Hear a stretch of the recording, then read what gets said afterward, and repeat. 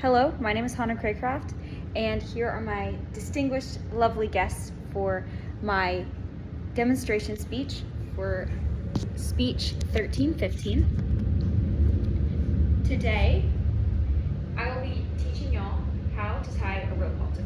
Now, you may be thinking, what even is a rope halter? Well, rope halters are a certain type of harness we use for horses.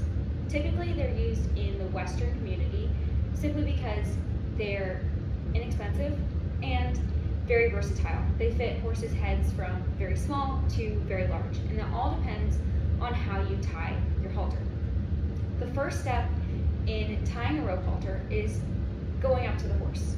You go up and you approach the horse around its shoulder area, keeping a calm energy. If you go straight on, you could scare them, or if you go behind their shoulder, you could also scare them.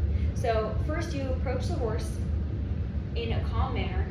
You get the rope halter and make sure that it's already untied. There'll be a long string on one side and then a loop to put the horse's head in. You will go up and place the halter on the horse's head, then put the long string over its neck by its ears. It is very important that you always fit the halter correctly. So you want the halter fitted to, I don't know if you can see this very well, but the noseband will go about 3 fingers above its nostril. Then the crown piece is going to be on what's called the horse's poll. The horse's poll is right behind his ears. And then there's a tiny knot that goes right in between their 2 cheekbones, which will let you know if you have the halter fitting correctly.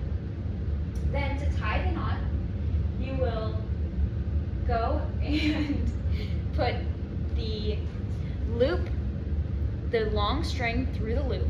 Then you thread that towards yourself and towards the back of the horse. Then you go behind that knot. Next, you take the long piece and you put it through the small loop that you just made. What this does is it allows for you to untie this knot in case of an emergency or in case if something happened. When I first learned how to tie a rope halter, I always tied it in the wrong position until one day I had a horse once set back, which is a term for when the horse just backs up very rapidly for no reason. And I had to actually cut the rope halter off this horse.